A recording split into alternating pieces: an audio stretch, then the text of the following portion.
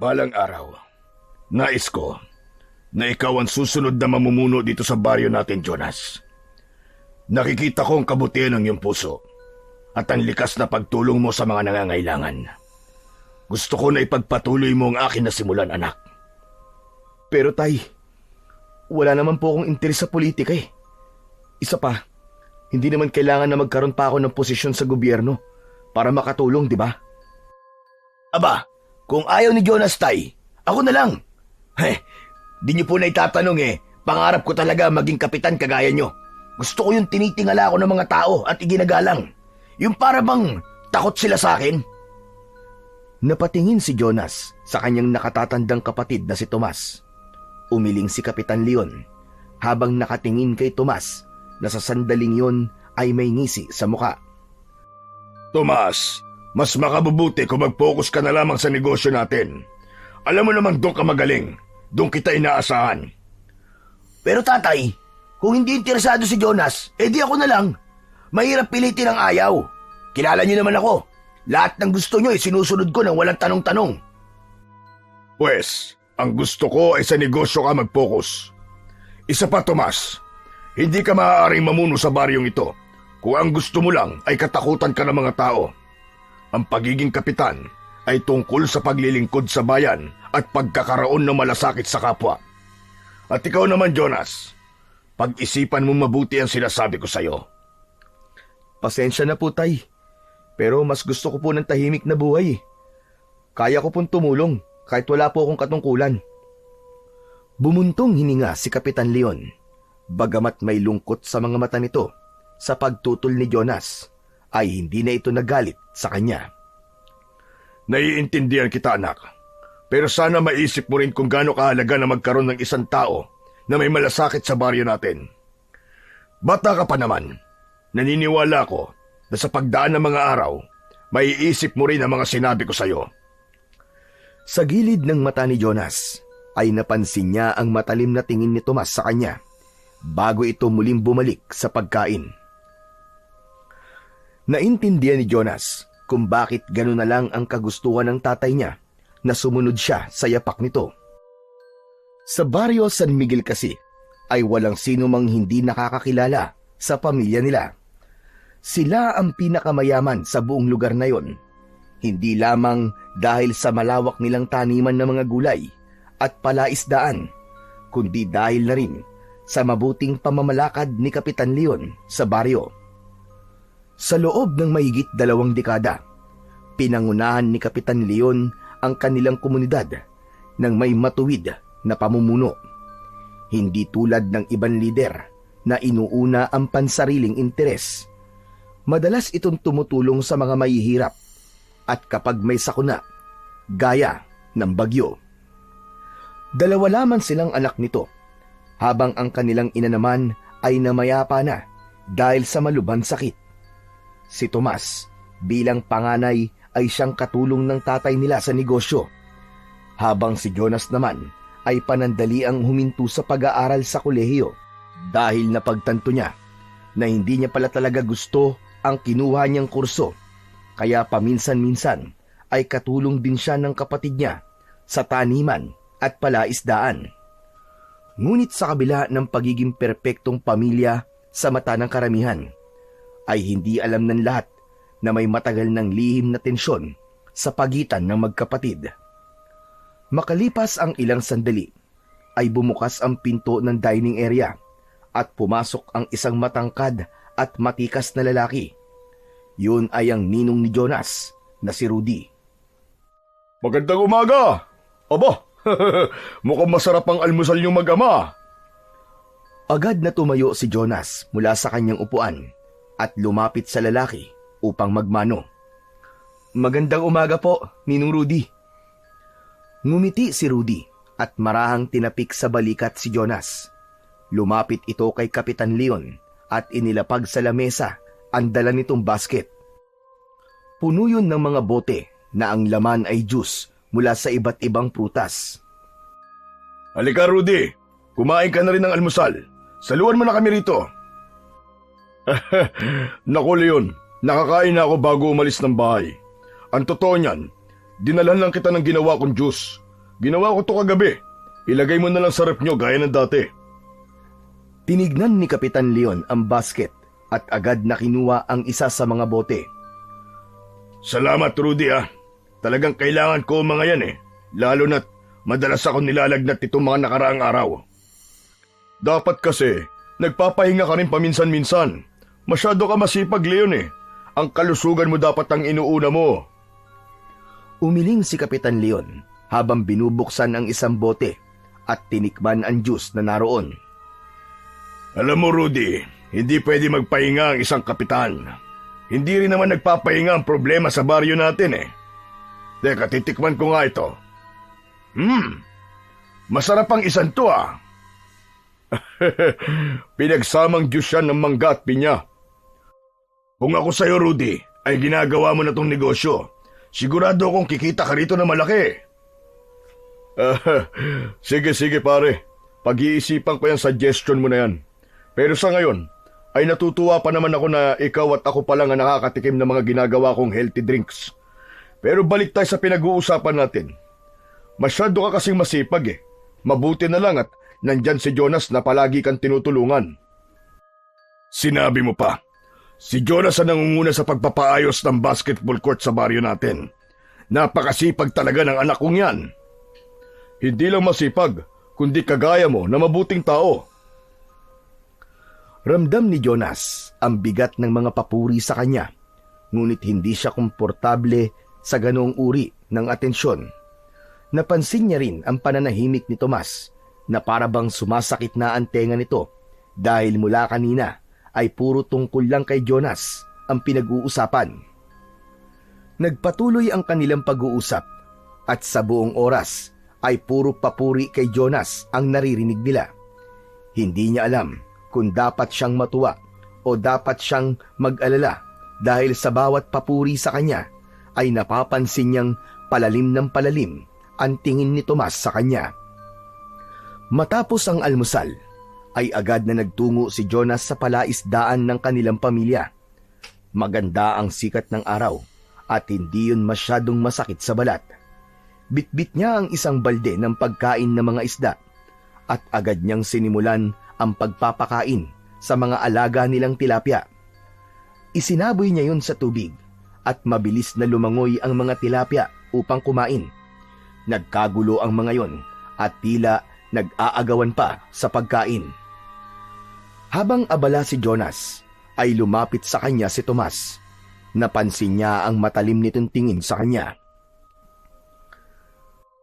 Ano kayang pakiramdam na maging paboritong anak, ano? Napatingin si Jonas sa kanyang kuya at bahagya siyang naguluhan sa tanong nito. Kuya, wala namang paborito si tatay sa atin eh. Nakikita lang niya kung saan tayo magaling, kuya. Huwag ka na magpa-ipokrito, Jonas.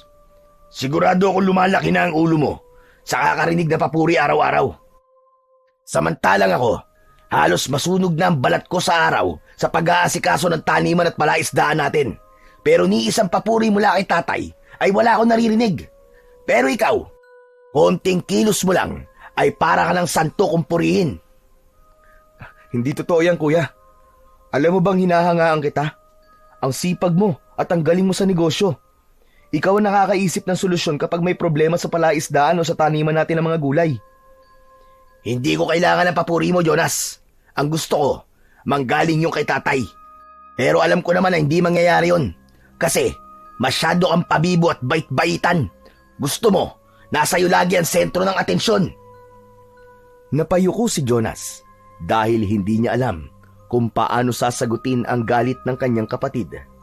Hindi naman niya ginusto ang espesyal na pagtingin ng kanilang ama at para sa kanya ay ginagawa lang niya kung ano ang alam niyang tama. Patuloy sa pagsaboy ng pagkain si Jonas hanggang sa iniwanan na siya ni Tomas. Nilingon niya ang papalayo niyang kuya at kahit nakatalikod dito sa kanya ay ramdam na ramdam niya ang galit nito. Hindi lingid sa kaalaman ni Jonas na kahit wala siyang katungkulan sa baryo nila ay marami ang humahanga sa kanya.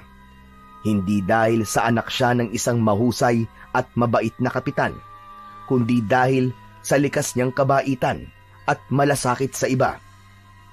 Isang umaga, abala si Jonas sa pag-aasikaso ng bagong proyekto ng tatay niya.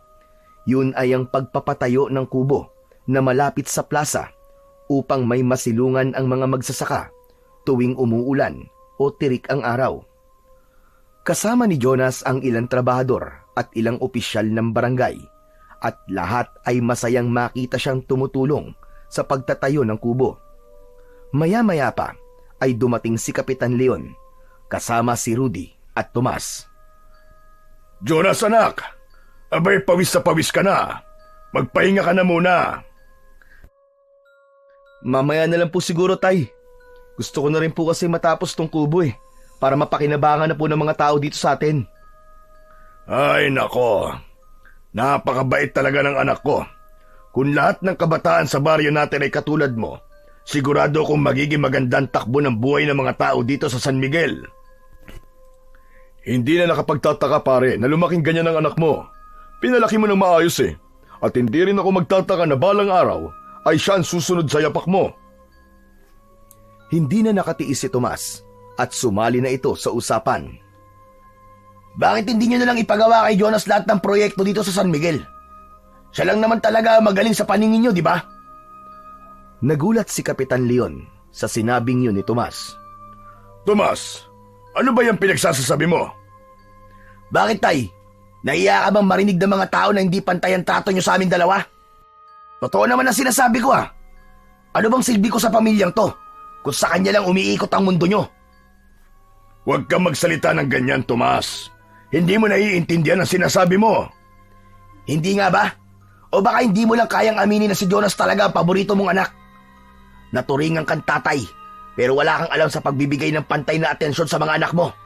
Dalawa na nga lang kami, pero hindi mo pa magampanan ng maayos ang pagiging tatay mo, lalo na sa akin. Biglang nanlaki ang mga mata ni Kapitan Leon. Napahawak ito sa dibdib na tila ba may matinding sakit na biglang umatake rito. Mabilis namang lumapit si Jonas sa tatay niya at inalalayan ito. Tay! Tay, ano nangyayari sa inyo? Leon, ano nangyayari sa'yo? Hindi nagtagal ay bumagsak si Kapitan Leon sa lupa at tuluyang nawalan ng malay. Malakas na sumigaw si Jonas upang humingi ng tulong. Mabilis namang kumilos ang mga taong naroroon at pinagtulungan na buhatin si Kapitan Leon upang maisakay sa sasakyan at madala yon sa ospital. Mabilis na nadala sa ospital si Kapitan Leon at agad itong natignan ng mga doktor. Makalipas ang ilang sandali ay nailagay na ang kapitan sa isang kwarto. Naroon sina Jonas at Tomas upang hintayin na magising ang kanilang ama. Tahimik na nakaupo si Jonas sa tabi ng kama ng kanilang ama. Nakatingin siya dito habang may awa na nararamdaman. Ilang sandali pa ay bumukas ang pinto ng kwarto at pumasok ang isang lalaking doktor na hawak ang medical chart ni Kapitan Leon. Agad na tumayo si Jonas at Tomas at naghintay sila sa sasabihin ng doktor. Wala namang kaming nakitang seryosong problema sa kalusugan ng tatay nyo. Ayon sa pagsusuri, mukhang napagod lang siya ng gusto, kaya siya nawalan ng malay. Mabuti naman po pala kung ganun, doktor. Bagamat wala siyang malubhang sakit, kailangan pa rin niya magpahinga. May irireseta akong ilang gamot at vitamins para mas mabilis siya makabawi ng lakas. Iniabot ng doktor kay Jonas ang reseta na agad naman niyang tinanggap. Maraming salamat po, doktor. Walang anuman. Siguraduhin niyo lang na huwag siyang mapapagod at mai-stress ng sobra, ha? Kailangan niya ng sapat na pahinga at masusustansyang pagkain. Matapos yun ay nagpaalam na ang doktor at lumabas na ng silid. Hindi nagtagal ay si Rudy naman ang dumating na may dalang isang supot ng iba't ibang prutas. Anong sabi ng Dr. Jonas? Nakita ko nakalalabas lang dito ng doktor ni Leon. Wala naman daw pong seryosong sakit si tatay. Pagod lang daw po siya kaya nawalan po ng malay. Heto nga po, may mga gamot at vitamins po siyang kailangang inumin para mabilis po siya makabawi ng lakas. Tumango si Rudy saka tumingin kay Tomas na nakatayo sa gilid ng kama. Ikaw, Tomas, wala ka bang balak humingi ng tawad sa tatay mo?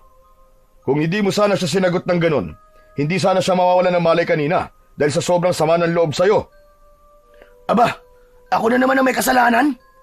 Lahat na lang talaga ng bagay kasalanan ko. Kasalanan ko bang napagod siya at ayaw niya magpahinga? Aba, Tomas, ano bang ugali ang meron ka? Ikaw na nga to may maling ginawa, tapos ikaw pa may ganang magalit. Ay nako, ano pa nga bang bago? Palagi naman akong mali eh. Tapos si Jonas, perpekto. Makaalis na nga. Nakakabanas na dito. Padabog na lumabas ng kwarto si Tomas at hindi man lang ito lumingon. Kuya Tomas, sandali! Akmang susundan sana ni Jonas ang kanyang kapatid, ngunit agad siyang pinigilan ng kanyang ninong sa pamamagitan ng paghawak sa kanyang balikat. Hayaan mo muna siya, Jonas. Hayaan mo siyang mapag-isipan ang ginawa niya. Sa ngayon, ang tatay mo muna ang bigyan mo ng atensyon. Nag-aalangan man ay tumango na lang si Jonas at muling naupo sa tabi ng kanyang ama. Mas pinili niyang ipagdasal na sana ay makarecover kagad ang tatay niya. Makalipas ang ilang araw, sa wakas ay nailabas na ni Jonas si Kapitan Leon mula sa ospital. Si Rudy ang nakaalalay sa kapitan habang naglalakad sila palabas ng ospital. O dahan-dahan lang paring Leon ha. Hindi ka pa lubusang malakas. Kaya ko naman maglakad na mag-isa, Rudy. Hindi naman ako baldado. Napailing si Rudy at tumingin kay Jonas. Alam nilang matigas talaga ang ulo ni Kapitan Leon kaya hindi na sila nagulat sa inasal nito. Nang makasakay na sila sa sasakyan, ay maingat na pinaandar ni Jonas ang kotse. Habang binabagtas nila ang daan pauwi, ay nag-usap sina Kapitan Leon at Rudy tungkol sa mga nangyari sa bayan habang nasa ospital ito. Paring Rudy, anong balita sa San Miguel? May mga issue ba habang wala ako? Wala namang malalaking problema, pare. Pero hindi yun na dapat mong iniisip ngayon, pambihira ka. Ang mahalaga ay gumaling ka ng tuluyan. Hindi ako pwede magpahinga ng matagal, pare. Hindi ako pwedeng magpabaya sa tungkulin ko bilang kapitan ng San Miguel. Napatingin si Jonas sa rearview mirror ng sasakyan at saka tumingin kay Rudy. Pareho nilang alam na hindi magiging madali ang pagpigil kay Kapitan Leon sa pagbabalik nito sa trabaho. Pagdating nila sa bahay, ay naunang bumaba si Jonas upang maalalayan niya ang kanyang ama sa pagbaba ng sasakyan. Nang makapasok na sila sa loob ng bahay, ay umupo si Kapitan Leon sa paborito nitong silya. Jonas anak, kunin mo nga mga papeles sa kwarto ko. Kailangan kong tignan ang mga iniwang report ni Aling Perla para sa budget ng San Miguel ngayong buwan. Tay, kalalabas niyo lang po ng ospital. Sabi po ng doktor, kailangan niyo po muna magpahinga. Nako, hindi ko kailangan ng pahinga. Sanay ako nagtatrabaho araw-araw. Hindi ako pwedeng tumungangalan dito, Jonas. Paring Leon, makinig ka sa anak mo. Hindi ka na bata. Kailangan mo sundin ang payo ng doktor para hindi na maulit ang nangyari sa'yo.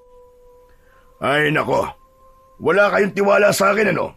Ang akala nyo ba ay mahina na ako? Oo, matanda na ako, pero malakas pa ako sa kalabaw. Hindi naman po namin iniisip po na mahina kayo, Tay. Ang gusto lang po namin ni Ninong ay makapagpahinga kayo ng maayos. Tapos saka po kayo bumalik sa pagtatrabaho nyo. O sige na, sige na. Magpapahinga muna ako. Mukhang hindi naman ako mananalo sa inyong dalawa eh. Pero kapag naramdaman kong malakas na ako, babalik na kagad ako sa trabaho ha. Napangiti si Jonas at Rudy.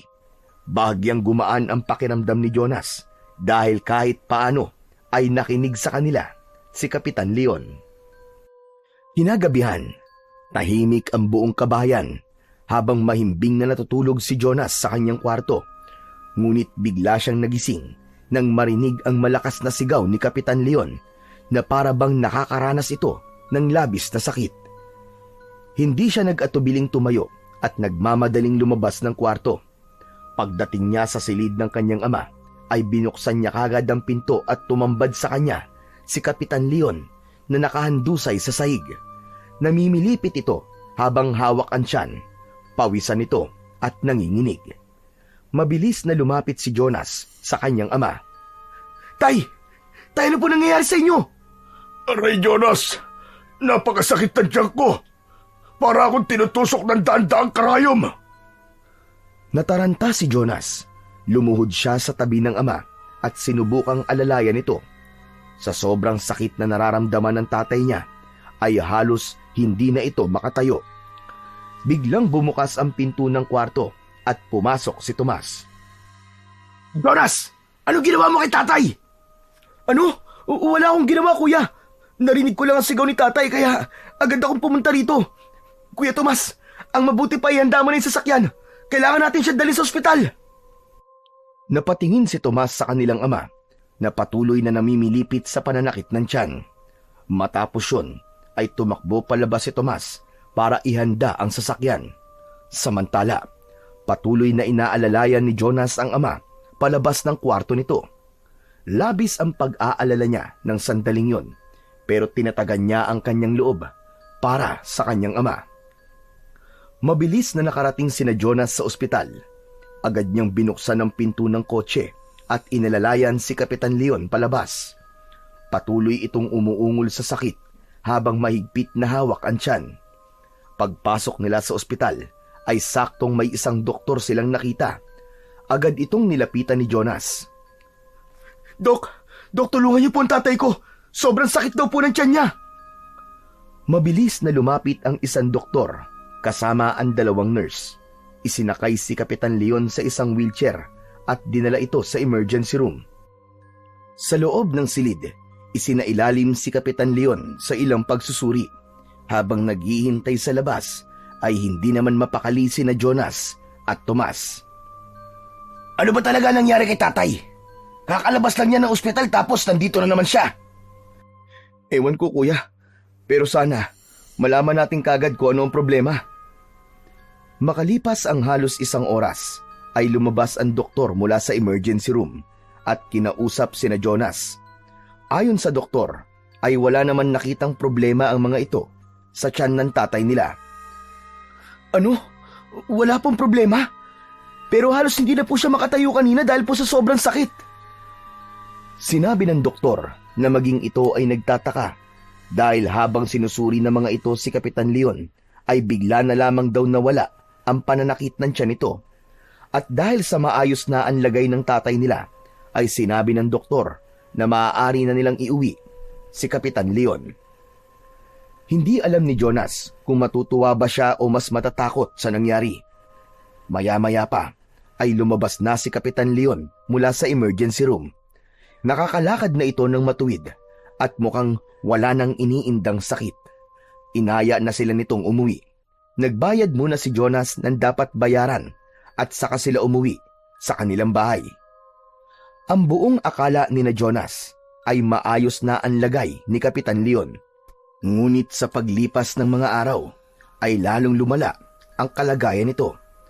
Mas dumalas itong atakihin ng matinding pananakit ng tiyan. Labis din ang panghihina na nararamdaman nito. Ilang beses nila itong isinugod sa ospital. Ngunit sa bawat pagsusuring ginagawa sa kapitan ay walang natukoy na anumang sakit ang mga doktor. Kaya sa huli ay palagi itong pinapauwi. Hanggang sa tuluyan ng bumagsak ang katawan ni Kapitan Leon. Napakalayo na nito sa dating matikas at respetadong pinuno ng San Miguel. Namayat ito ng gusto at halos hindi na nakakatayo sa higaan. Ang buong San Miguel ay nag-aalala at nalungkot sa sinapit ng kanilang kapitan. Si Jonas naman ay halos hindi na lumalayo sa tabi ng kanyang ama. Ngunit sa kabila ng lahat ng pagsisikap nilang malaman ang dahilan ng paghihirap nito, ay nanatili yung isang malaking misteryo. Sa mga sumunod na araw, ay lalo pang lumubha ang kalagayan ni Kapitan Leon. Nagsimulang lumitaw ang malalalim at mapupulang sugat sa iba't ibang bahagi ng katawan nito. Walang tigil ang pananakit ng katawan ni Kapitan Leon. At sa bawat gabi ay maririnig ang mahihinang ungol nito dahil sa labis na paghihirap. Sa kabila ng paulit-ulit na pagdala nila Jonas sa ospital kay Kapitan Leon, ay wala pa ring matukoy na dahilan ang mga doktor kung bakit yon nangyayari sa tatay nila. Halos magmakaawa na nga si Jonas na pag-aralan pang mabuti ang kaso ng kanyang ama, pero kahit na anong gawin ng mga doktor, ay hindi nalaman ng mga ito kung ano ba talaga ang sakit ng kapitan. Walang nagawa sina Jonas at Tomas, kundi bumalik sa bahay at harapin ang nakakaawang kalagayan ng kanilang ama. Isang hapon, habang nakaupo si Jonas sa may sala at nag-iisip kung ano ang gagawin sa tatay nila, ay nakarinig siya ng mahinang pagkatok sa pinto. Agad siyang tumayo at binuksan yon. Pagbukas niya, agad na bumungad sa kanya si Tatang Pablo, ang kilalang albularyo sa kanilang lugar. Tatang Pablo, kayo po pala. May kailangan po ba kayo? Pasensya na kung nagpunta ko rito ng walang pasabi. Nakarating sa akin ang nangyayari kay Kapitan Leon. Kaya ako nandito. Gusto kong tumulong. Gusto ko sanang subukan na gamutin siya. Naku, maraming salamat po, Tatang Pablo. Hindi ko na nga po alam ang gagawin ko eh. Kahit po mga doktor, hindi po matukoy kung ano nangyayari sa tatay ko. Hindi lahat ng sakit ay nagagamot ng mga doktor, iyo. Gagawin ko ito dahil malaki ang utang na loob ko sa iyong ama. Siya ang tumubos sa lupa ko na naisanla ko noon sa bangko. Kung hindi dahil sa kanya, malamang ay wala na ako rito sa San Miguel. Hindi ko kailanman makakalimutan ang ginawa niyang yon. Kaya ngayon ay panahon na para suklian ko ang kabutihan niyang yon. Damang-dama ni Jonas ang sinseridad sa boses ng matanda. Hindi na siya nagdalawang isip at pumayag na siya sa nais nitong gawin. Maraming salamat po ulit, Tatang Pablo. Sa ngayon po, kahit ano pong paraan na sa tingin ko ay makakatulong sa tatay ko, ay handa po akong subukan. Sige po, pasok po kayo, Tatang Pablo.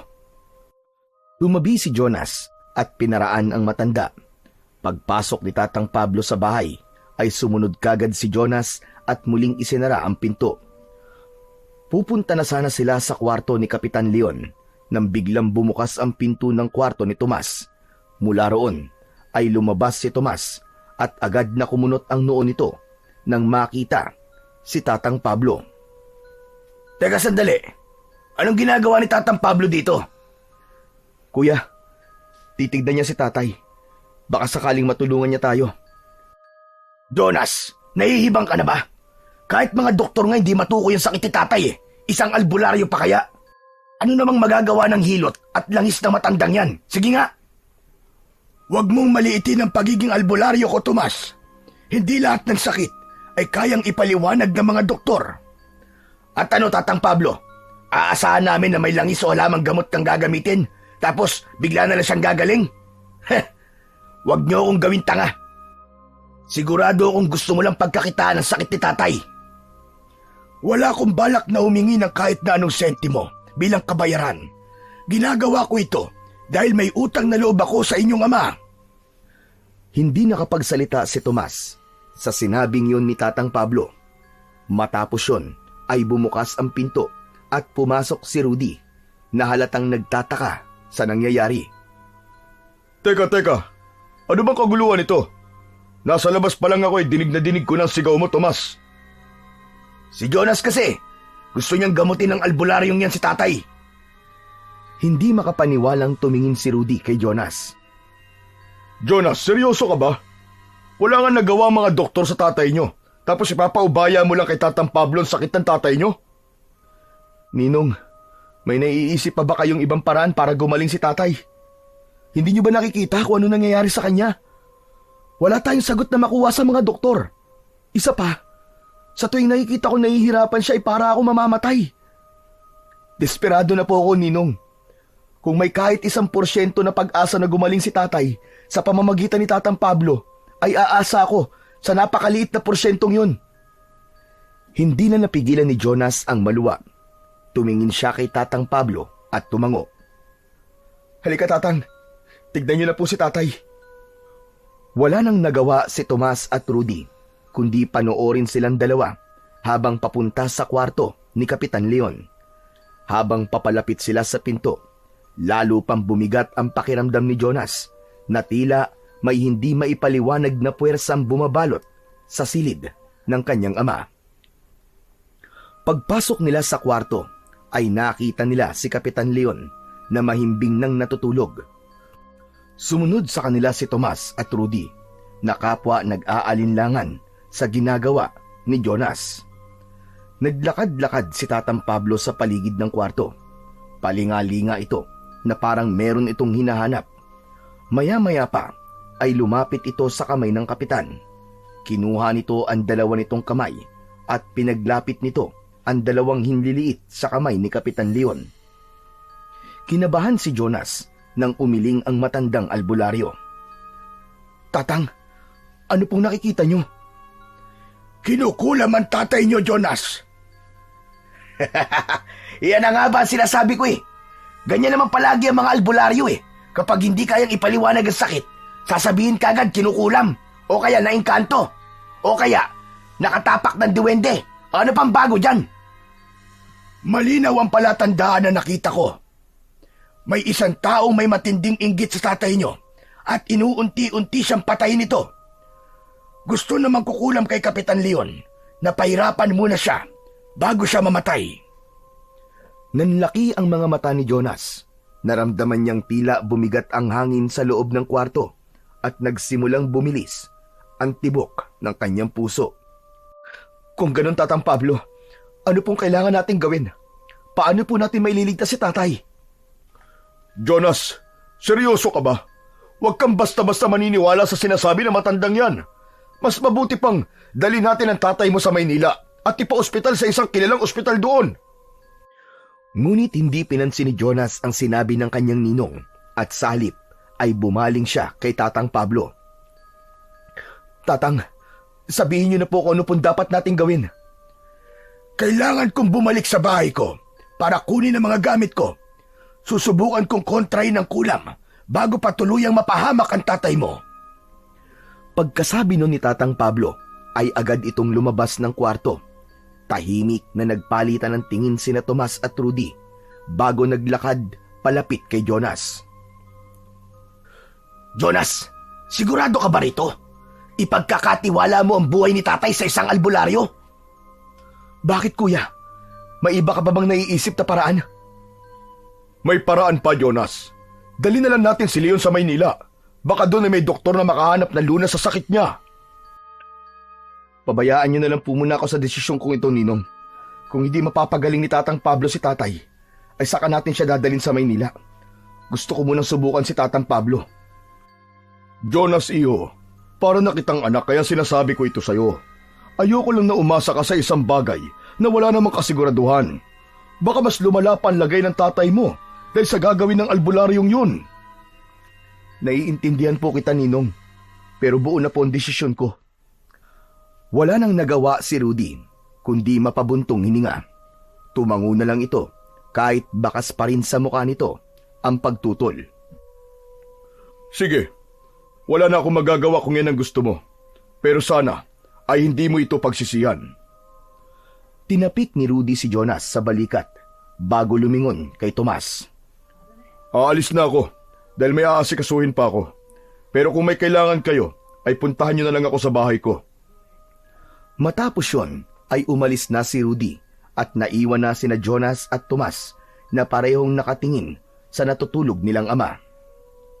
Hindi nagtagal ay may kumatok sa pinto ng bahay ni Jonas.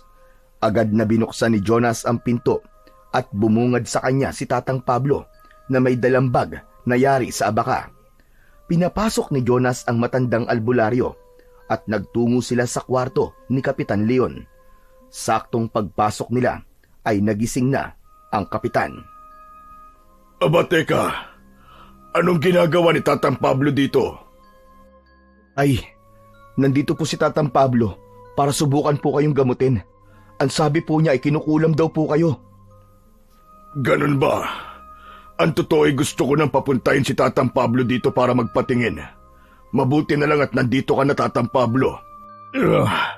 Iba na kasi talaga ang pakiramdam ko. Parang may bumubulong na boses sa loob ng ulo ko. Kung mapapagaling mo ko, ay tatanawin ko tong malaking utang na loob. Napangiti ng bahagya si Tatang Pablo. Pagkatapos ay marahang umiling. Huwag mong sabihin yan, Kapitan. Kung tutusin, ay ako pa nga ang may utang na loob sa'yo. Pwede bang tama na ang drama? Gawin mo na dapat mong gawin, Tatang Pablo. Napatingin si Tatang Pablo kay Tomas, ngunit hindi ito nagsalita. Tumango ito at sinimulan na nitong ilabas ng isa-isa ang mga gamit nito. Tahimik na pinapanood ni na Jonas at Tomas si Tatang Pablo habang inihahanda nito ang mga gamit. Nagsindi ng itim na kandila ang matanda sa mesa na katabi ng kama. Kinuha nito ang isang bote ng langis at ibinuhos ang ilang patak sa palad bago ipinikit ang mga mata. O Diyos ng liwanag, ako'y iyong gabayan. Tulungan mo kong iwaksi ang masamang enerhiya na bumabalot kay Kapitan Leon. Marahang nilagyan ni Tatang Pablo ng langis ang noo at dibdib ni Kapitan Leon. Habang patuloy ang pagbulong nito ng mga orasyon, nagsimula itong mag-ikot sa kama at umihip ng hangin sa 4 na sulok ng higaan ni Kapitan Leon. Biglang dumaing si Kapitan Leon. Kinabahan si Jonas pero hinayaan lang niya si Tatang Pablo at ibinigay niya rito ang kanyang tiwala. Ngunit nang mas lalong namilipit sa sakit si Kapitan Leon, ay napahakbang na siya para lapitan ito. Huwag kang lalapit, Jonas. Diyan ka lang. Lalong lumakas ang daing ni Kapitan Leon. Nanginig ang buong katawan nito. Nagsimula itong pagpawisan habang ang mga kamay nito ay mariing nakakuyom. Biglang bumuga ng itim na usok ang kandilang sinindihan ni Tatang Pablo sa tabi ng kama.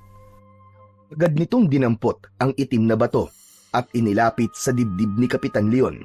Ngunit biglang nagkabitak-bitak ang bato at nadurog sa palad ng albularyo. Napasinghap si Tatang Pablo at agad na umatras. Nanginginig ang kamay nito habang nakatingin sa pira-pirasong bato. Tatang Pablo, ano pong nangyayari? Napakalakas na mangkukulam na may hawak sa kanya. Nagkatinginan sina Jonas at Tomas. Halatang hindi makapaniwala si Jonas sa narinig, habang si Tomas naman ay napapailing na lang. Ha! Yan ba ang sinasabi mong panggagamot mo?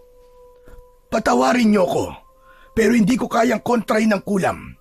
Masyado makapangyarihan ang mangkukulam na kumukulam sa tatay niyo. Sabi na nga ba puro ka lang kalokohan. Sinayang mo lang ang oras namin. Lumayas ka na nga rito, tanda! Kuya naman. Narinig mo ba, tanda? Makakaalis ka na. Nakayukong iniligpit ni Tatang Pablo ang mga gamit nito. Sandali lang, Tatang Pablo. Huwag ka munang umalis. Wala na ba talagang paraan para gumaling ako? Saglit na natahimik si Tatang Pablo. Para bang may bumabagabag sa isip nito bago ito magsalita. Meron pa akong alam na isang paraan, pero hindi ako sigurado kung totoo ba ang paraan na yon. Anong paraan yon, Tatang Pablo? Tatay, pwede ba tama na? Huwag na tayong makinig sa matandang yan. Baka mamaya lalo ka pang mapahamak dahil sa mga kasinungalingan yan. Tomas, hayaan mo magsalita si Tatang Pablo. Sige na, Tatang Pablo, magsalita ka na. Anong paraan yon? May kwento-kwento ang iba pang albularyo tungkol sa isang ginintoang ibon na matatagpuan sa kabilang bahagi ng bundok ng San Miguel. Ang tawag sa ibon na yon ay amihan. Sinasabi nila na ang luha nito ay kayang magpagaling ng kahit na anong sakit at kahit na ang pinakamatinding kulam. Gininto ang ibon? Luha na nakapagpapagaling ng sakit? Ano susunod? Diwata, tikbalang, kapre? Pambihira naman, tatay. Huwag tayo magpaloko dyan. Hindi nyo ba nakikita? Wala siyang nagawa kanina para mapagaling kayo. Hindi pinansin ni Kapitan Leon ang mga sinabi ni Tomas. Tama ba narinig ko? Kwento-kwento lang ang tungkol sa ibong amihan? Oo, pero may posibilidad na totoong ibon na yon at ang kakayahan nitong makapagpagaling. Saglit na katahimikan ang bumalot sa silid Halatang nag-iisip si Kapitan Leon habang si Jonas ay nagdadalawang isip kung may katotohanan ba ang sinabi ni Tatang Pablo tungkol sa gininto ang ibon. Ngunit sa huli ay naisip ni Jonas na baka nga totoo ang ibong amihan at yun na lang ang tanging paraan para gumaling ang tatay niya. Kaya napukaw na ang atensyon niya sa mga sinabi ni Tatang Pablo. Tatang Pablo, sabihin niyo po sa akin, saan eksakto matatagpuan ang ibong amihan? Pambihira! Isa ka pang uto-uto, Jonas! Kuya Tomas, tama na. Wala na tayong ibang magagawa kundi subukan ang sinasabing paraan ni Tatang Pablo. Tatang, sagutin niyo na po ang tanong ko. Sa kabilang bahagi ng bundok ng San Miguel ay may isang ilog. Kailangan sundan niyo ang ilog sa direksyon kung saan sumisikat ang araw. At sa dulo nun ay may matatagpuan kayong isang mahiwagang gubat. Doon nakatira ang ibong amihan. Ngunit tandaan niyo, hindi basta-basta nauhuli ang ibong amihan. Ang sabi-sabi, anging ang isang tao may busilak na puso lamang ang kayang humuli rito. Magsasalita pa sana si Tomas, pero inunahan na ito ni Kapitan Leon. Kung ganon, kung sino man sa inyong dalawang magkapatid ang makakahuli sa ibong amihan, ay siyang magkakaroon ng mas malaking parte ng mana. Hindi makapaniwala si Jonas sa sinabing yon ng tatay nila. Sa pagkakataon na yon, ay tila nag-iba na ang ihip ng hangin kay Tomas. Teka, tatay, seryoso ka ba sa sinabi mong yan? Oo, Tomas, seryoso ako. Gagawin ko ang lahat para humaba pa ang buhay ko dahil ayoko pang mamatay. Gusto ko pa magsilbi na matagal dito sa San Miguel bilang kapitan. Kung ganyan na ang usapan, ay payag na ako na subukang huliin ang ibon na yon. Sisiguraduhin kong ako makakakuha ng ibong amihan. Mas malaking mana ang usapan, di ba? Tatay, wala po akong pakialam sa mana. Ang gusto ko lang po ay mahuli ang ibong amihan para gumaling na po kayo. Mag-iingat kayo. Hindi malabo na may mga pagsubok kayong kakaharapin bago marating ang mahiwagang gubat kung saan nakatira ang ibong amihan. Napatitig sina Jonas at Tomas sa isa't isa. Alam ni Jonas na kaya biglang naniwala si Tomas sa ibong amihan ay dahil sa mas malaking mana na makukuha ng makakahuli sa ibon na yon. Pero para kay Jonas, nais niyang mahuli ang ibong amihan upang madugtungan ang buhay ng kanilang ama. Kinagabihan ay hindi magawang makatulog ni Jonas. Nakahiga na siya sa kanyang kama habang nakatitig sa kisame. Paulit-ulit na bumabalik sa kanyang isipan ang sinabi ni Tatang Pablo tungkol sa ibong amihan. Hindi pa rin siya kumbinsido kung totoo nga ba ang naturang ibon, pero wala na siyang nagawa kundi maniwala dahil sa desperado na siyang gumaling ang kanyang ama. Napabuntong hininga si Jonas at bumangon. Naglakad siya palabas ng kanyang silid. Tinungo niya ang kwarto ng kanilang ama at maingat niyang binuksan ang pinto upang silipin ito. Nagulat si Jonas nang gising pa pala si Kapitan Leon. Tinawag siya nito, kaya wala na siyang nagawa kundi pumasok at lumapit. Tay, bakit gising pa po kayo? Malapit na po magmadaling araw . Dapat po nagpapahinga na po kayo. Hindi ako makatulog sa pag-iisip, anak. Nakita ni Jonas ang bahagyang pagniwi ng ama. Alam niyang merong masakit dito, pero ayaw lang nitong sabihin. Tay, talaga po bang naniniwala kayo sa ibong amihan? Hindi ko alam, Jonas. Hanggang ngayon ay duda pa rin ako. Pero wala akong ibang pagpipilian. Desperado na akong gumaling. Pero tay, hindi nyo na kami kailangan bigyan pa ng pabuya ni Kuya para hanapin po ang lunas sa sakit nyo. Anak nyo po kami. Dapat lang po na gumawa kami ng paraan para gumaling kayo. Huminga ng malalim si Kapitan Leon at saglit na tumingin sa labas ng bintana bago muling bumaling kay Jonas. Jonas, anak, alam kong kahit walang pabuya, ay mag-isa kang pupunta sa tirahan ng ibong amihan. Pero ayoko magpunta ka ron na mag-isa, anak. At kilala ko si Tomas. Kikilos lang siya kung may kapalit. Ginawa ko yun para dalawa kayong magkapatid na humuli sa ibong amihan. Umusog si Jonas palapit kay Kapitan Leon at hinawakan niya ang kamay nito na halos butot balat na. Tay, pangako, susubukan ko pong hulihin at iuwi ang ibong amihan para gumaling na po kayo. Sige, maraming salamat anak. Aasahan ko yan. Matamlay na ngumiti si Kapitan Leon. Hindi na napigilan ni Jonas ang pagpatak ng kanyang mga luha. Alam niyang mahirap at delikado ang misyon nila ni Tomas, pero gagawin niya ang lahat para sa kanyang ama. Makalipas ang isang araw, ay nagdesisyon na sina Jonas at Tomas na magtungo sa mahiwagang gubat na sinabi ni Tatang Pablo. Naghanda na sila ng mga gamit na kailangan nilang dalhin sa kanilang paglalakbay. Nagdala sila ng mga pagkain, tubig, kutsilyo at lubid. Hindi nila alam kung anong mga panganib ang kanilang haharapin sa kanilang paglalakbay, kaya mas mabuting maging handa sila. Nasa bahay nila ng umagang yun sila Tatang Pablo at Rudy. Tahimik na nakamasid ang dalawa sa magkapatid habang patuloy ang kanilang paghahanda. Noong isang araw ay nasabi na ni Jonas kay Rudy ang tungkol sa ibong amihan, kaya alam na nito kung para saan ang paghahandang ginagawa nila ni Tomas. Jonas, sigurado ka na ba sa gagawin nyo? Wala tayong kasiguraduhan kung totoo nga ang ibong amihan. Paano kung isa lang yung alamat? Ninong, wala na pong atrasan to. Mas mabuti na pong subukan namin kaysa habang buhay kami magsisi kung bakit hindi namin sinubukang hulihin ang ibong amihan. Hindi ko alam, pero talagang kinakabahan ako sa gagawin yung magkapatid. Nang matapos na ang paghahanda ng magkapatid, ay nagpunta sila sa kwarto ng kanilang ama. Nakita nila si Kapitan Leon na nanghihinang nakahiga sa malaki nitong kama. Lumapit sila rito at umupo sa gilid ng higaan nito. Tatay, aalis na po kami ni Kuya Tomas para hulihin po ang ibong amihan. Mag-iingat kayo. Protektahan niyo ang isa't isa kung kinakailangan.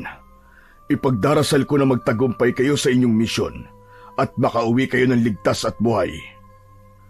Pangako po, tay. Babalik po kaming dala ang ibong amihan. Matapos ang maikling pag-uusap, ay lumabas na ang magkapatid sa kwarto ng kanilang ama. Muling lumapit si Rudy kay Jonas. Mag-iingat kayo, Jonas. Sana'y matagpuan niyo ang hinahanap niyo. Salamat po, Ninong Rudy. Kayo na po muna ni Tatang Pablo ang bahala kay tatay.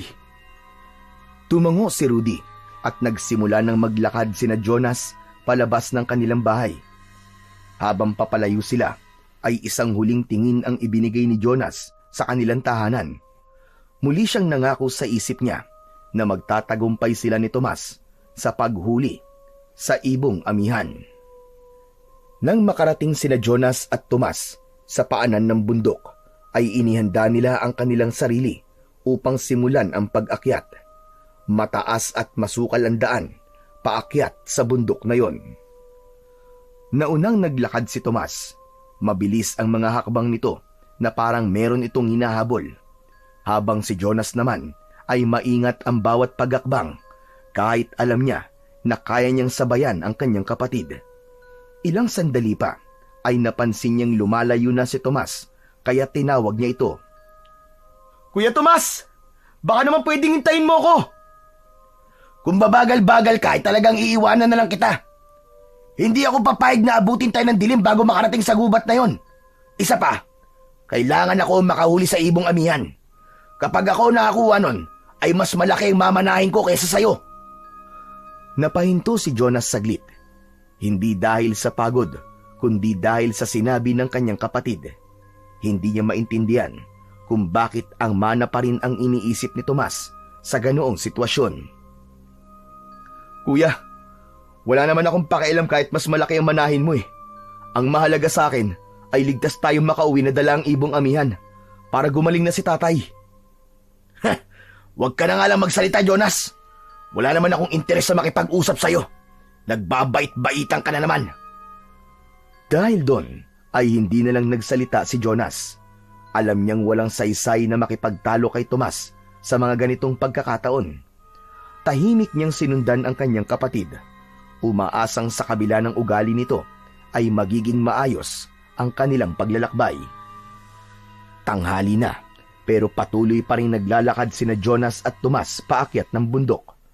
Mas naging matarik at madulas ang daan dahil sa mga lumot sa dinadaanan nila. Ramdam na ni Jonas ang pagod, pero hindi niya naisipang magpahinga. Nasa unahan pa rin niya si Tomas. Mabilis ang mga hakbang nito na para bang gusto nitong maunang makarating sa mahiwagang gubat. Napansin ni Jonas na parang hindi naligtas ang dinadaanan nila at nag-aalala siya sa klase ng paglalakad ni Tomas. "Kuya, magdahan-dahan ka sa paglalakad mo. Delikado ang daan." Ngunit hindi siya pinansin ni Tomas. Sa halip, lalo pa nitong binilisan ang paglalakad at doon na nga nangyari ang hindi inaasahan.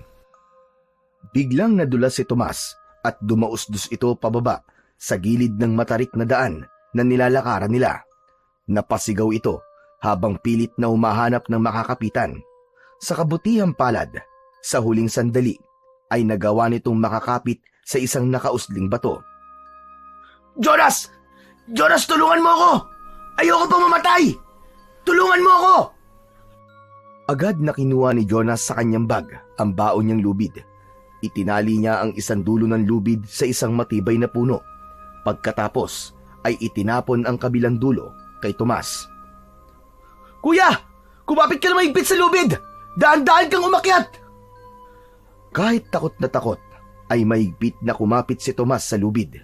Ginamit nito ang lahat ng lakas nito upang makaakyat. Makalipas ang ilang sandali, ay tuluyan ng nakaahon si Tomas. Habol nito ang paghinga at bakas sa mga mata nito ang matinding takot. Inilahad ni Jonas ang isa niyang kamay para tulungang makatayo si Tomas. Ngunit imbis na tanggapin ang kamay niya, ay masama siyang tinignan ni Tomas at tumayo ito ng mag-isa. Kasalanan mo to eh! Kung hindi mo ako kinausap kanina, hindi ako madudulas. Ang dami-dami mo lagi sinasabi. Ang ingay-ingay mo, kaya nawawala ako sa focus. Ano? Ako pa ngayon na may kasalanan? Sino pa ba? Sigurado ako na ginusto mo na mangyari to sa akin. Nanlaki ang mga mata ni Jonas sa sinabi sa kanya ni Tomas. Hindi siya makapaniwala na pagkatapos niya tong iligtas, ay pag-iisipan pa siya nito ng hindi maganda. Tumalikod na si Tomas at nagpatuloy na sa paglalakad na parang walang nangyari. Napailing na lamang si Jonas. Kahit isang salamat ay wala siyang narinig sa kanyang kuya. Mabilis niyang kinuha ang lubid at ibinalik yon sa kanyang bag. Huminga muna siya ng malalim bago sumunod kay Tomas. Pagsapit ng hapon, ay narating na nina Jonas at Tomas ang tuktok ng bundok. Mula roon, ay tanaw nila ang kabilang bahagi ng bundok kung saan naroon ang mahiwagang gubat na kanilang pupuntahan. Mas mabilis at mas madali na ang kanilang paglalakad dahil pababa na ang daan. Ramdam nila ang malamig na hangin na umiihip. Hindi na ganong matarik ang daan, kaya kahit paano ay hindi na sila nakakaramdam ng pagod. Pagsapit ng dilim, ay tuluyan na nilang narating ang kabilang bahagi ng bundok. Lumingon si Jonas sa paligid at napansin niya ang kakaibang katahimikan ng kagubatan. "Kuya, mas mabuti yatang magpahinga na muna tayo rito. Palipasin na lang natin ang gabi at bukas na tayo magpatuloy sa paglalakad." Ano magpahinga? Naduduwag ka lang kaya gusto mong huminto. Ayaw mo maglakad sa dilim. Malapit na tayo, Jonas. Sayang ang oras kung titigil pa tayo rito. Hindi ako natatakot, kuya. Pero mas delikado kung maglalakad tayo ng ganitong oras. Ikaw, kung gusto mo magpatuloy, sige. Hindi kita pipigilan. Basta, magpapahinga muna ako. Bahala ka sa buhay mo. Maganda nga yun eh, para siguradong ako makakahuli sa ibong yun. Diyan ka na, duwag! Hindi na lang sumagot si Jonas at naupo na siya sa ilalim ng isang mayabong na puno. Binuksan niya ang kanyang bag at nagsimulang uminom ng tubig. Samantala, agad na nagpatuloy sa paglalakad ang kuya niyang si Tomas.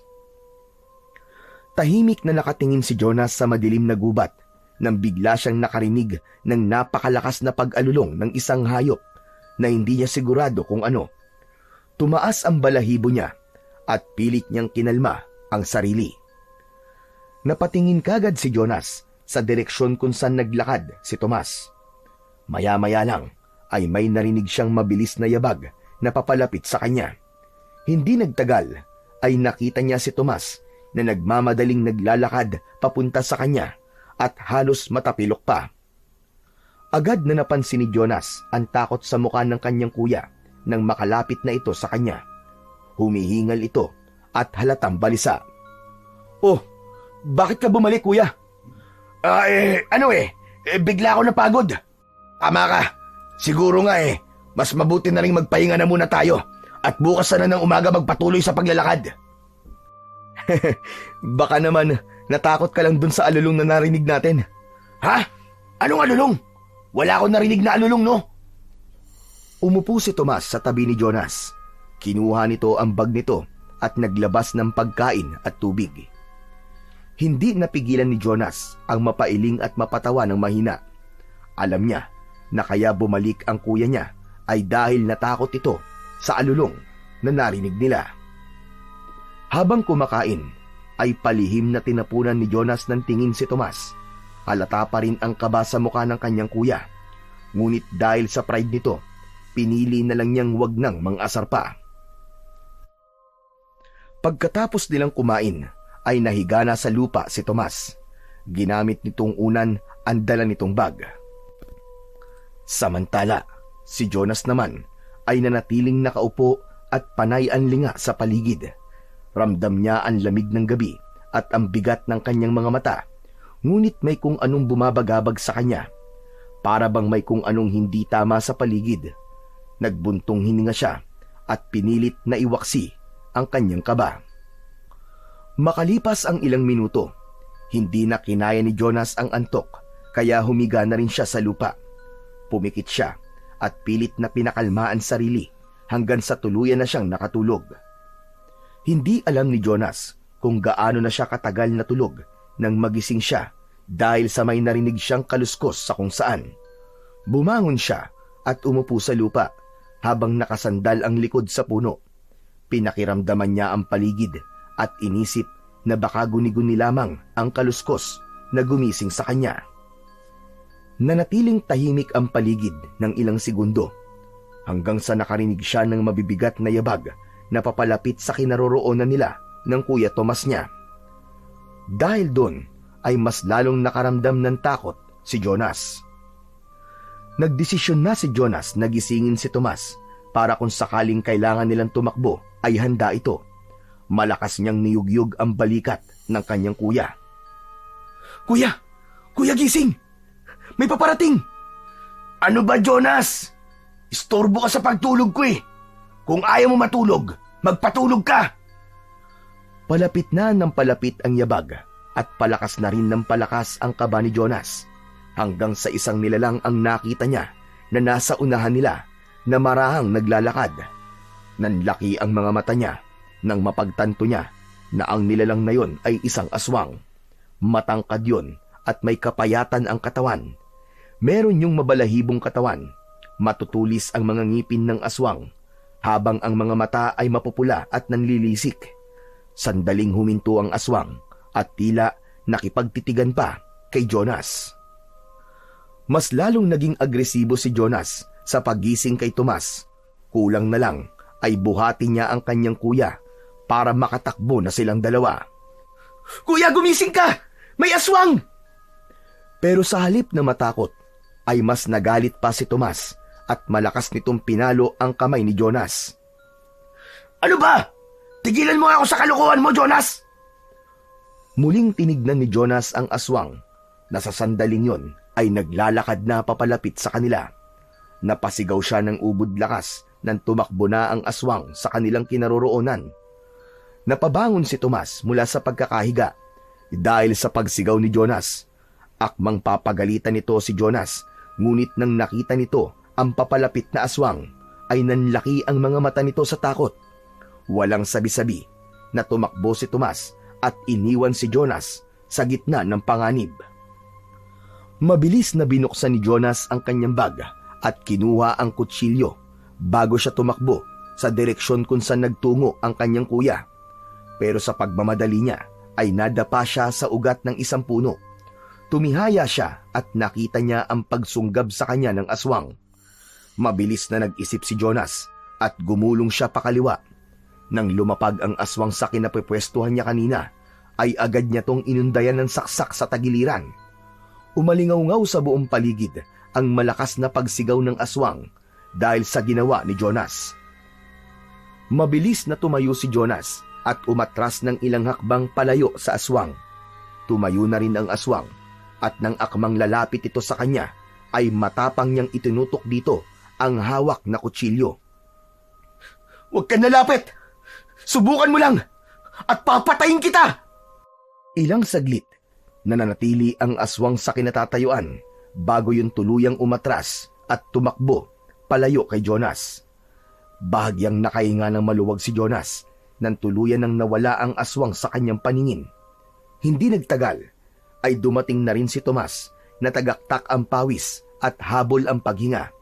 Umakto pa ito na akala mo ay makikipagsuntukan habang palingalinga sa paligid. Nasaan? Nasaan na? Nasaan ang aswang? Wala na kuya, naitaboy ko na. Kung kanina ka sana lumabas, naabutan mo sana siya. Sayang! Handa pa naman ako makipaglaban sa kanya. Paano ka makikipaglaban? Mas nauna ka pang tumakbo sa akin kanina eh. Ano? May sinasabi ka ba? Wala. Wala kuya. Ang sabi ko, balikan na natin yung mga gamit natin at baka nawala na ang mga yun. Nagpatiuna na si Jonas sa paglalakad, habang si Tomas naman ay agad na sumunod sa kanya. Tumingala sa kalangitan si Jonas at tahimik siyang nagdasal na sana ay wag nang bumalik ang aswang na yon. Sa kabila ng pagtakas ng aswang kanina, ay hindi pa rin naging kampante si Jonas. Mas pinili niyang wag matulog para magbantay upang masiguro ang kanilang kaligtasan. Habang si Tomas naman ay nakahiga at mahimbing na natutulog at humihilik pa. Mahigpit na hawak ni Jonas ang kutsilyo at hindi niya yon binibitiwan kahit saglit. Sa bawat kaluskos na kanyang naririnig, ay napapatayo siya at naglalakad-lakad sa paligid nila upang makasiguro na wala na talaga roon ang aswang. Lumipas ang ilang oras at unti-unti nang lumiwanag ang paligid. Nang tuluyan ng sumikat ang araw, ay nagising na si Tomas. Tumayo ito at nag-inat ng katawan. Ayos ah! Ang sarap ng tulog ko! Buti ka pa, ang sarap ng tulog mo kuya. Samantalang ako, magdamag nagising kasi nagbantay ako eh. O bakit? Ikaw naman na may gusto magbantay ah! Sinabi ko ba sa'yo? Tinignan lang ni Jonas si Tomas. Binuksan niya ang kanyang bag at naglabas ng pagkain at tubig para makakain na siya. Hindi na lang siya nakipagtalo sa kuya niya dahil alam niyang hindi siya mananalo rito. Matapos kumain, ay muling naglakad ang magkapatid. Hindi nagtagal, ay narating na nila ang ilog na sinabi ni Tatang Pablo. Malinis ang tubig na dumadaloy doon, kaya hindi na napigilan ni Jonas na maghilamos sa ilog upang maging presko ang kanyang pakiramdam. Sinundan nila ang agos ng tubig sa direksyon kung saan sumisikat ang araw, hanggang sa nakita nila sa hindi kalayuan ang isang malagong kagubatan. Pagpasok nila roon ay kapwa sila napahinto dahil namangha sila sa ganda ng tanawin sa loob ng gubat na yon. Pakiramdam ni Jonas ay nawala ang lahat ng pagod niya dahil sa ganda ng kapaligiran. Pakiramdam niya ay nasa ibang mundo sila ng kuya niya. Sa paligid nila ay napakaraming bulaklak at iba't iba pa ang kulay. Napakarami din ng kakaibang halaman na noon lang niya nakita. Nagpatuloy sina Jonas at Tomas sa paglalakad sa loob ng gubat. Ang lugar na yon ay tila isang paraiso. Ang hangin ay sariwa at may kakaibang katahimikan na parang humihigop sa lahat ng problemang iniisip niya. Kuya, mukhang ito na nga mahiwagang gubat na sinasabi ni Tatang Pablo. Tama ka. Pero kung talaga nandito ang ibong amihan, mas mabuti siguro maghiwalay tayo sa paghahanap para mas maging malaki ang tsansang makita natin yon. Sandaling napaisip si Jonas. Hindi niya gusto ang ideya na maghiwalay sila ng kuya niya, lalo na sa isang lugar na hindi nila kabisado. Ngunit may punto din si Tomas, kaya naman sumang-ayon na lang siya sa suwestyon nito. Sige kuya, pero mag-iingat ka. Kung may makita kang kakaiba, huwag mong hawakan o lalapitan ka agad ha. Kung nasa panganib ka naman, sumigaw ka lang na malakas. Yung tipong maririnig ko. Oo na, oo na. Ang dami mo sinasabi. Naghiwalay na silang dalawa. Sa kaliwa nagpunta si Jonas, habang sa kanan naman si Tomas. Habang naglalakad si Jonas, ay isang hindi maipaliwanag na kaba ang biglang bumalot sa kanya. Ganun pa man, ay nagpatuloy pa rin siya sa paglalakad at walang ibang nasa isip niya kundi ang mahanap ang ibong amihan. Makalipas ang ilang minuto, ay natigilan siya nang may narinig siyang kakaibang huni ng ibon. Malamig sa pandinig ang huni at pakiramdam niya ay idinuduyan siya ng huni. Luminga siya sa paligid. Pilit niyang inalam kung saan nagmumula ang huni na yon. Hindi kaya yun na ang ibong amihan? Sinundan ni Jonas ang huni ng ibon. Sinigurado niya na nasa tama siyang direksyon. Mabagal ang pagakbang niya hanggang sa huminto siya sa harapan ng isang kakaibang puno na ang mga dahon ay kulay ginto at kumikislap sa sikat ng araw. Nanlaki ang mga mata ni Jonas nang makita niya na nakadapo sa isang sanga ng puno na yon ang isang ginintoang ibon.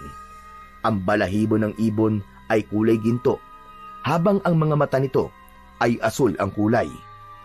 Napalunok si Jonas at dahan-dahang lumapit sa kakaibang ibon. Ikaw ba ang ibong amihan? Bahagyang lumingon sa kanya ang ibon. Tumitig yun sa kanya na tila naiintindihan ang kanyang sinabi. Sigurado ako na ikaw na nga ang ibong amihan. Ibong amihan, pakiusap. Kailangan ko ang tulong mo. Kinukulam ang tatay ko at ayoko mamatay siya. Kailangan mong sumama sa akin. Ikaw lang ang makakapagpagaling sa kanya. Tahimik na tinitigan siya ng ibon, ngunit hindi ito gumalaw mula sa pagkakadapo nito sa sanga. Para bang sinusukat nito ang kanyang sinseridad. Pakiusap, ibong amihan. Mahal na mahal ko ang tatay ko. Hindi ko kakayanin kung mawawala siya. Napakabuti niyang tao para maranasan niya ang ganung bagay. Siya ang nagturo sa akin kung paano maging matatag. Lagi siyang nasa tabi ko at hindi niya ako pinabayaan kailanman. Napapikit si Jonas upang pigilan ang luwang nais kumawala sa kanyang mga mata. Napayuko siya at doon niya pinakawalan ang kanyang mga luha. Hindi nagtagal ay nagulat siya nang maramdaman niya ang maingat na pagdapo ng ibong amihan sa kanyang balikat. Umangat ang mukha ni Jonas at hindi siya makapaniwala nang masiguro niya na ang ibong amihan ang nasa kanyang balikat. Ibong amihan, pumapayag ka na ba na sumama sa akin? Naramdaman ko ang sinseridad ng iyong mga sinabi. Alam kong dalisay ang iyong hangarin kung bakit nais mo kong sumama sa iyo. Hindi na nagawang makapagsalita ni Jonas sa labis na kasiyahan. Kung pwede lang niya sanang yakapin ang ibong amihan, ay kanina pa niya yon ginawa. Pinunasan niya ang mga luwang dumaloy sa kanyang pisngi at ngumiti. Napagtanto niya na dahil pumapayag na ang ibong amihan na sumama sa kanya, ay may pag-asa ng mailigtas niya ang kanyang ama mula sa bingit ng kamatayan. Matapos na masiguro ni Jonas na sasama sa kanya ang ibong amihan, ay agad niyang hinanap ang Kuya Tomas niya upang ipaalam dito ang magandang balita. Naglalakad siya sa kagubatan habang may kasiyahan sa kanyang puso. Hindi na siya makapaghintay na malaman ng kanyang kapatid na nahuli na niya ang ibong amihan na siyang makakapagpagaling sa kanyang ama. Ilang minuto na naglakad si Jonas habang nakadapo sa balikat niya ang ibong amihan. May kalakihan ng ibon, ngunit hindi niya ramdam ang bigat nito. Hindi nagtagal ay namataan niya si Tomas. Palakad-lakad ito habang lumilinga. Tinawag ni Jonas ang kuya niya at nang lumingon ito ay agad itong lumapit sa kanya. Nang nakita ni Tomas ang ginintuang ibon na nakadapo sa kanyang balikat ay bigla itong natigilan. Nanlaki ang mga mata nito na parang hindi makapaniwala sa nakita. Jonas! Iyan na ba ang ibong amihan? Oo kuya, totoo nga sinasabi ni Tatang Pablo na merong isang ginintuang ibon sa gubat na to. Hindi ako makapaniwala. Totoo pala talaga ang ibong yan. Biglang naalala ni Jonas ang pabuya ng makakahuli sa ibong amihan. Alam niya na masama ang loob ng kanyang kuya dahil siya ang nakahuli sa ginintuang ibon. Kuya, huwag ka mag-alala. Pwede naman natin sabihin kay tatay na ikaw talaga ang nakahuli nitong ibong amihan para ikaw ang magkaroon ng mas malaking mana sa ating dalawa. Totoo naman kasing wala akong pakialam dun eh. Ayoko. Hindi ako papayag. Ikaw ang nakahuli sa ibong amihan, kaya ikaw ang dapat na makakuha ng mas malaking mana. Oo, gusto ko dapat na sa akin yun, pero hindi kaya ng konsensya ko na mapunta sa akin ng isang bagay na hindi ko naman pinaghirapan. Sigurado ka ba kuya? Oo naman. Hindi ko ipagkakait sa iyo ang nararapat na gantimpala mo. Ngumiti si Jonas. Bagamat hindi niya inaasahan ang mga ganong salita sa kanyang kuya Tomas, ay naramdaman niya ang sinseridad sa mga salita nito. Naisip niya na baka yun na ang simula ng pagkakaayos ng relasyon nilang magkapatid. Hindi na nag-aksaya ng oras sina Jonas at Tomas. Sinimulan na nila ang paglalakad pabalik sa kanilang bahay. Nasa balikat pa rin ni Jonas ang ibong amihan habang patuloy silang naglalakad pauwi. Hindi pa rin siya makapaniwala na may ganong klaseng nilalang na nabubuhay sa mundo. Ang ginintuang balahibo nito ay nagniningning sa ilalim ng araw. Tila napakalambot ng balahibo ng ibon dahil sumasayaw yon sa mahinang pag-ihip ng hangin. Dumaan muli sila sa ilog at sa pagkakataon na yon ay tila mas naging malayo at matagal ang kanilang paglalakad bago sila nakarating sa paanan ng bundok. Hapon na nang magsimula silang umakyat sa bundok. Mabigat na ang kanilang mga akbang at unti-unti nang nakakaramdam ng pagod si Jonas. Ngunit hindi siya tumigil sa paghakbang. Alam niyang kailangang makarating sila sa kanilang tahanan bago mahuli ang lahat. Maya-maya pa ay napahinto si Jonas nang mapansin niyang hindi na sumusunod si Tomas sa kanya. Lumingon siya at nakita niya ang kanyang kuya na nakayuko at malalim ang paghinga. Kita sa mukha nito ang labis na panghihina. Kuya Tomas, ayos ka lang ba? Oo, ayos lang ako.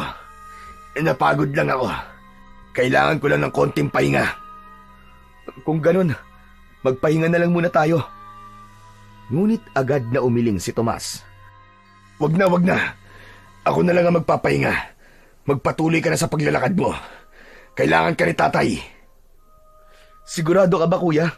Baka mas mabuting maghintay na lang ako rito habang nagpapahinga ka. Sigurado ako. Wag mo akong alalahanin. Kapag nakapagpahinga na ako, ay susunod na kagad ako sa'yo. Tinignan ni Jonas ang mukha ng kanyang kuya. May pag-aalinlangan siya na mauna sa paglalakad, pero naisip niyang may punto ang mga sinabi nito. Sige kuya, pero wag ka magtatagal ha. Sumunod ka kagad sa akin. Oo sige, hindi ako magtatagal, pangako. Sige na, mauna ka na.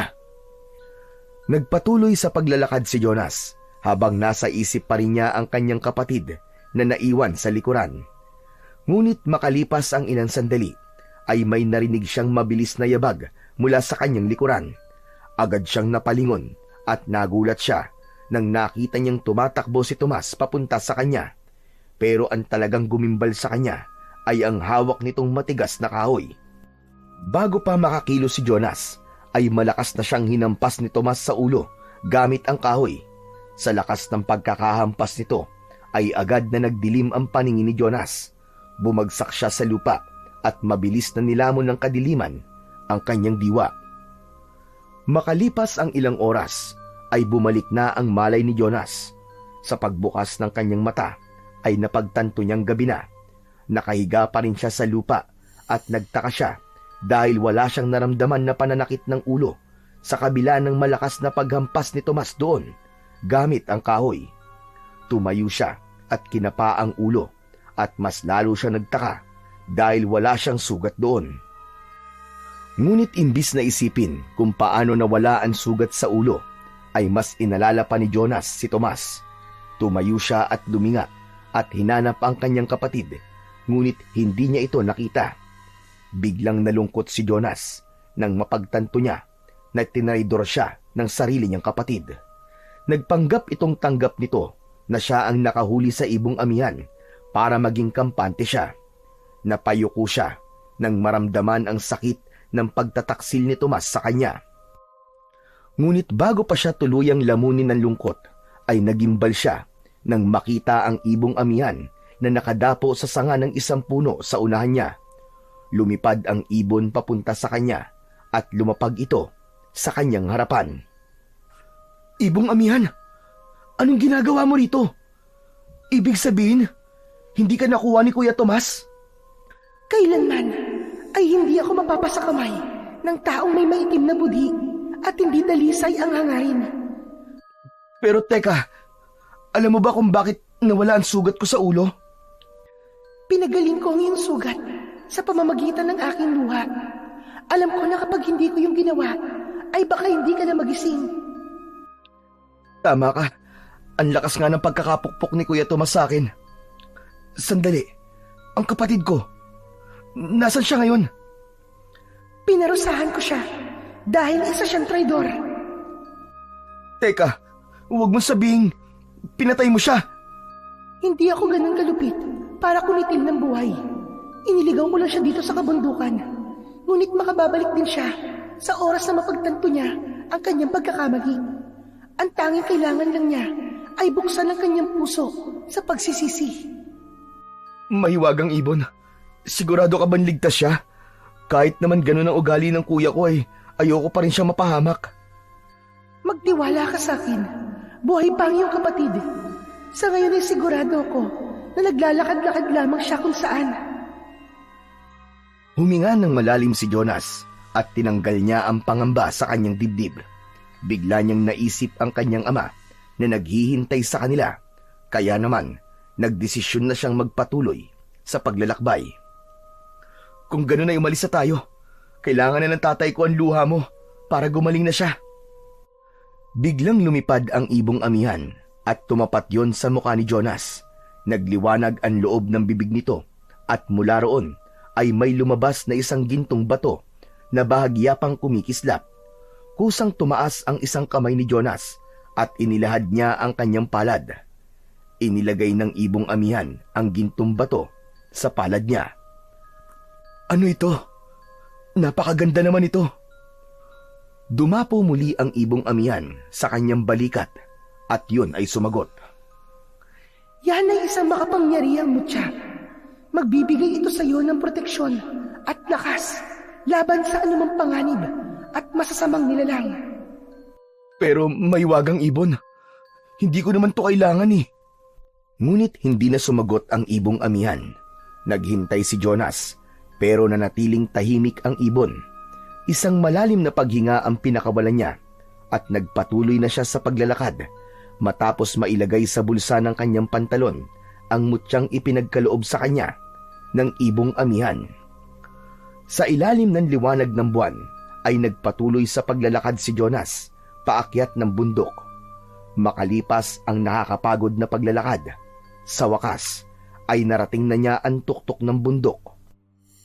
Huminto siya sandali upang habulin ang paghinga. May kung anong ginahawang bumalot sa kanya nang matanaw niya sa ibaba ang buong bayan ng San Miguel. Malapit na ako, tatay. Makakauwi na ako. Gagaling na po kayo. Huminga si Jonas ng malalim at sinimulan na niya ang pagbaba sa bundok. Habang binabagtas ni Jonas ang madilim at masukal na daan pababa ng bundok, ay bigla siyang napahinto nang may narinig siyang mga yabag mula sa kanyang unahan. Huminto siya at agad na kinuha ang kutsilyo na nasa kanyang bag. "Sino nandyan?"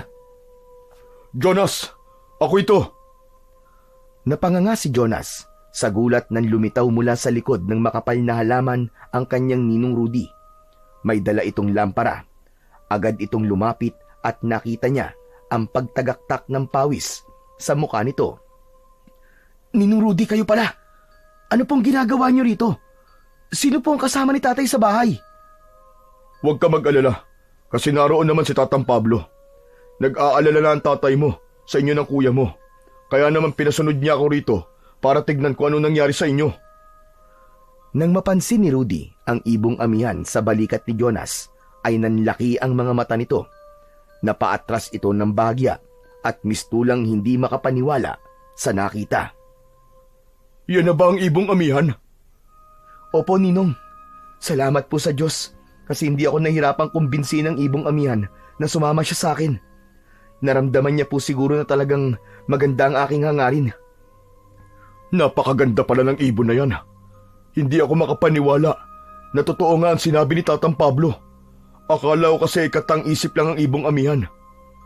Pero teka, nasa si Tomas? Nako, mahabang kwento po, Ninong Rudy. Pero wag po kayo mag-alala kay kuya. Buhay pa po siya. Pagdating po natin sa bahay, saka ko po ipapaliwanagan lahat. Ganun ba? Mas mabuti nga siguro bumaba na tayo. Nag-aalala na ng gusto ang tatay mo sa inyo eh. Halika na, Jonas. Sigurado ako matutuwa si Leon kapag nalaman niya na nahuli mo na ang ibong magpapagaling sa kanya. Tumango si Jonas. Nauna nang maglakad si Rudy kay Jonas dahil ito ang may dala ng lampara. Agad naman siyang sumunod sa lalaki, pababa sa bundok. Hindi maitago ni Jonas ang kasiyahan dahil nagtagumpay siyang mahuli ang ibong amihan. Kung maaari lang sanang hilahin niya ang oras, ay ginawa na niya. Nais na kasi niya talagang gumaling ang tatay niya dahil ilang linggo na itong pinapahirapan ng kumukulam dito. Mas naging madali at mabilis na ang paglalakad ni Jonas dahil pababa na sila ng bundok.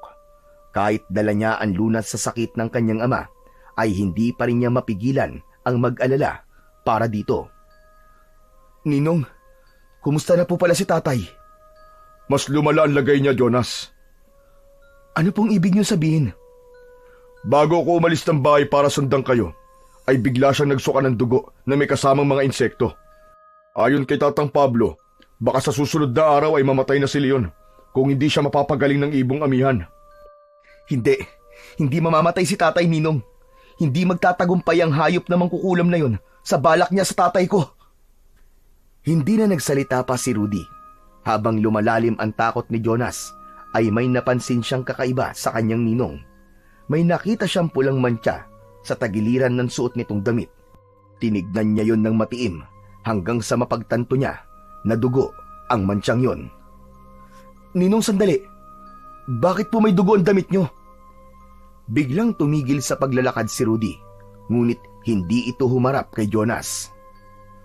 Ito ba? Sumabit ako sa isang matulis sa sanga habang paakyat ng bundok.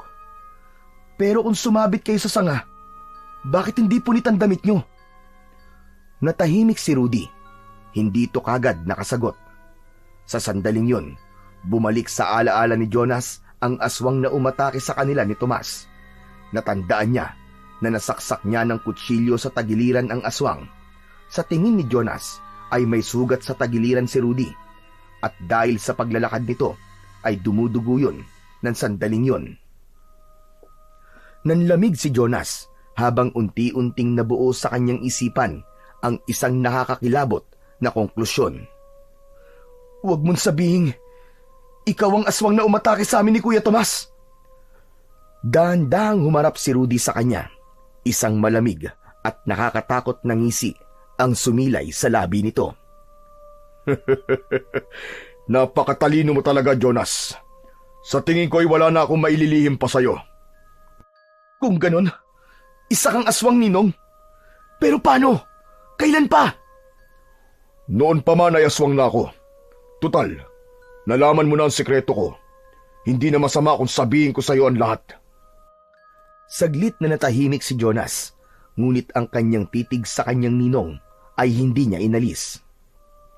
Ako ang kumukulam sa tatay mo, Jonas. Matagal ko nang gustong mawala ang tatay mo.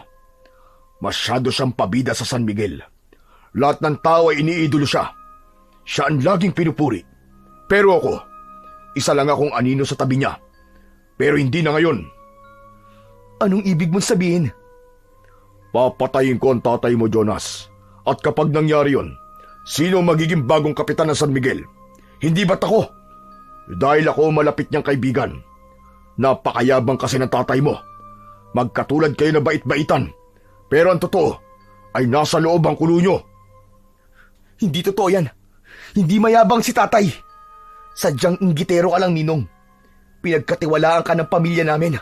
Tapos ganito ang igaganti mo sa amin? Wala na akong pakialam sa mga sasabihin mo. Bakit hindi mo nalang isipin kung bakit ko sinasabi ang lahat ng ito sa'yo? Biglang kinabahan si Jonas sa sinabi ng kanyang ninong na aswang. Bakit? Dahil papatayin mo ako? Hindi lang ikaw ang papatayin ko, Jonas, kundi pati ang ibong yan para hindi tuluyang gumaling si Leon. Matapos yung sabihin ni Rudy, ay nagsimula na itong magbago ng anyo. Mula sa pagiging tao, ay naging isa itong mabangis na aswang na may nakakatakot na anyo. Nanlilisik ang mapupula nitong mga mata habang nakatitig sa kanya. Napaatras si Jonas at nanginig siya sa takot. Hindi pa rin siya makapaniwala sa mga isiniwalat ni Rudy sa kanya ng sandaling yon. Pakiramdam niya ay isa lamang yung masamang panaginip. Isang nakakatakot na sigaw ang pinakawalan ng aswang bago ito sumugod papalapit kay Jonas. Sa bilis ng galaw nito ay hindi na nakaiwas si Jonas sa matatalas nitong mga kuko na sumugat sa kanyang braso. Napaatras siya sa sakit at nawalan ng balanse. Gumulong siya pababa at tumama ang likod niya sa isang malaking bato. Lumipad naman ang ibong amihan at dumapo sa sanga ng isang puno. Jonas! Gamitin mo mutyang ipinagkaloob ko sa'yo! Agad na kinapa ni Jonas ang kanyang bulsa at hinugot ang maliit na mutya. Maigpit niya yung hinawakan at sa isang iglap ay may dumaloy na kakaibang enerhiya sa kanyang katawan. Nawala ang panghihina niya at naramdaman niyang bumalik ang kanyang lakas. Mabilis siyang tumayo habang mahigpit na hawak ang kutsilyo. Muling sumugod ang aswang kay Jonas habang nakangisi. Itinaas ni Jonas ang kutsilyo at sinalubong ang mabangis na pagsalakay ng aswang. Nagpalitan sila ng mabibilis na pag-atake. Umiwas si Jonas sa malalakas na hampas ng kuko ng aswang habang nagpakawala naman siya ng mabilis na pag-atake gamit ang kutsilyo. Ramdam ni Jonas ang bagong lakas na ibinigay sa kanya ng mutya. Isang malalim na hiwa sa tagiliran ng aswang ang ibinigay ni Jonas dito. Napasigaw ang aswang, ngunit agad din yung sumugod sa kanya. Sinubukan ni Jonas na saksakin sa dibdib ang kalaban, pero mabilis nito yung naiwasan. Nabigla si Jonas nang biglang sumunggab ang aswang sa kanya. Muli siyang nawalan ng balanse at napahiga siya sa lupa. Pumaibabaw ang aswang sa kanya at pumatak pa sa mukha niya ang malapot nitong laway. Katapusan mo na, Jonas! Naramdaman ni Jonas ang mabigat na kamay ng aswang na nakatukod sa kanyang dibdib. Pilit siyang nagpupumiglas, ngunit napakalakas ng aswang. Hanggang sa nanlaki ang mga mata ni Jonas nang makita niya ang kanyang kuya Tomas na papalapit sa aswang. May hawak itong kahoy. Nang makalapit ito, ay ubod lakas nitong inihampas ang kahoy sa likod ng ulo ng aswang. Mabilis na humarap ang aswang kay Tomas. Sinamantala naman ni Jonas ang pagkakataon na yon na wala na sa kanya ang atensyon ng aswang at mabilis niyang isinaksak sa leeg ng aswang ang hawak niyang kutsilyo.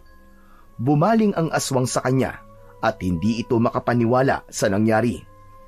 Tumayo ang aswang habang hawak ang kutsilyong nakabaon sa leeg nito. Nang hugutin nito yon, ay sumirit ang malapot na dugo mula roon. Napaatras ang aswang habang tila kinakapos ito ng hininga.